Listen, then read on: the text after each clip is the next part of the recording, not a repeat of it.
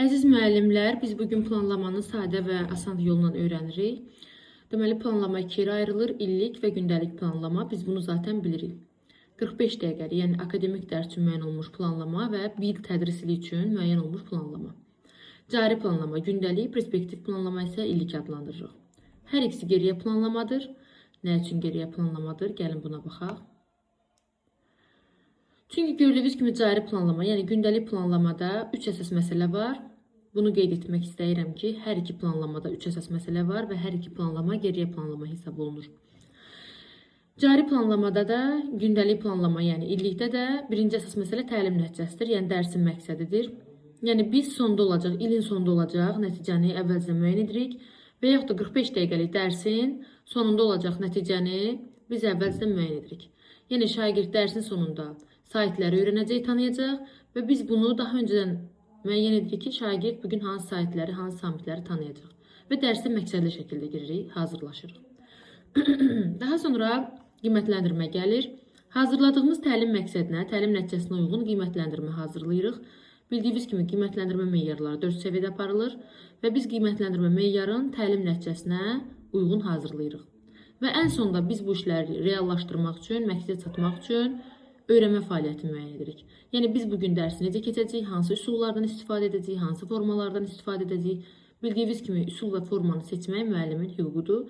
Yəni siz sərbəst formada istədiyiniz üsul və vasitədən, formadan istifadə edə bilərsiniz. Təlim nəticəsi nədir? Təlim nəticəsi dərsin məqsədidir. Yəni biz təlim nəticəsini şagirdlərə elan etməliyik. Şagirdlər biz bugün niyə yığışmışıq, 45 dəqiqə ərzində niyə edəcəyik? Bax, bunu dərsin əvvəlində bilməlidir. Qiymətləndirmə nədir? Qiymətləndirmənin üsul və vasitələri müxtəlif olur. Bildiyiniz kimi şifahi, test üsulu ilə və yaxud da müəyyən özünə qiymətləndirmə ola bilər, yoldaş qiymətləndirməsi ola bilər. Əlbəttə, bunların hər birini biz dərsin məqsədinə uyğun hazırlayırıq. Və öyrənmə fəaliyyəti. Məqsədə çatmaq üçün dərs zamanı biz hansı işləri görəcəyik, hansı üsulları, hansı formaları istifadə edəcəyik, biz bunları qeyd edirik öz planlamamızda. Yəni, fikir versəniz, qiymətləndirmə də öyrənmə fəaliyyətdə məqsədə xidmət edir. Yəni, hər ikisini biz məqsədə uyğun hazırlayırıq ki, biz məqsədə çataq. Bəs məqsəd nədir? Məqsəd müəllimin dərsə hazır gəlməsidir. Yəni, məqsədi olan müəllim, planı olan müəllim artıq dərsin 50%-ni reallaşdırmış hesab olunur. Biz məqsəd hazırlayarkən SMART texnikasından istifadə edirik.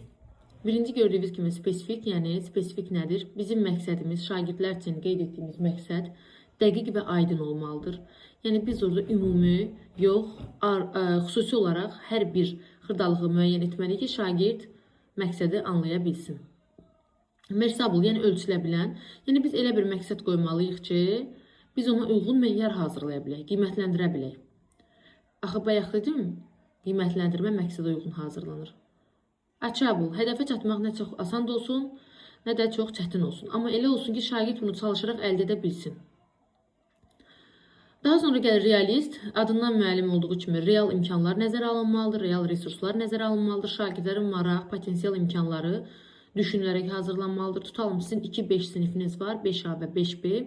Siz hər iki sinif üçün eyni məqsədi qurmamalısınız. Çünki sinifin biri daha üstün, digəri isə biraz daha zəif ola bilər.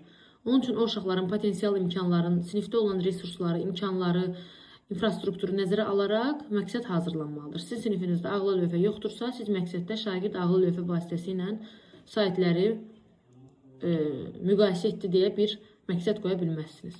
Və sonda time, yəni vaxt nəzərə alınmalıdır. Sizin yaratdığınız, qurduğunuz məqsəd bir akademik dərs üçün nəzərə alınır və siz orada elə bir məqsəd qurmalısınız ki, o vaxt ərzində onu yekunlaşdıra biləsiniz.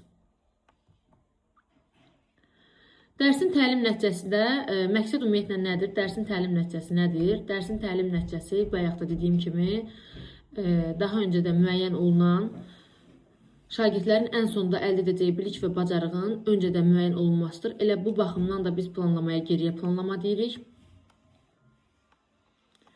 Müəllimə bələdçi rolunu oynayır, dərsin daha axıcı keçməsi üçün vasitədir.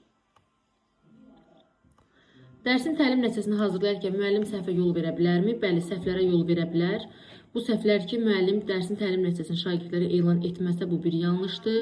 Müəllim mərkəzli olarsa bu bir yanlışdır. Feillərdən istifadə etməzsə bu bir yanlışdır. 2-dən, 3-dən artıq olarsa, daha mürəkkəb olarsa bu da yanlışdır. Çünki biz müəllimlər mürəkkəb məqsədləri anlaya bilərik. Amma şagirdlər üçün çətindir. Şagirdlər üçün daha aydın, daha dəqiq, daha da başa düşülən olmalıdır.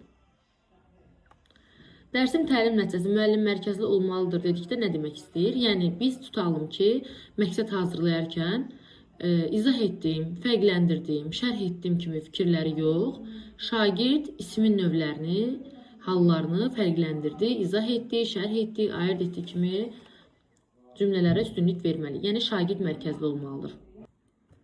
Və dərsin təlim nəticəsi hazırlanarkən stativ feillərdən istifadə olunmalıdır. Stativ feillər nədir? Biz Bloom'un idrak taksonomiyasında keçdiyimiz mərhələlərin feilləri vardı. Hansı ki, xatırlamada seçir, tanıyır, adını çəkir, sadalayır, anlamada müqayisə edir, izah edir, interpretasiya edir, tətbiq etmədə icra edir, eskiz çəkir, təhlil etmədə daha səmərəlisini qeyd edir, müqayisə edir, dəyərləndirmədə münasibət bildirir, fikrini əsaslandırır.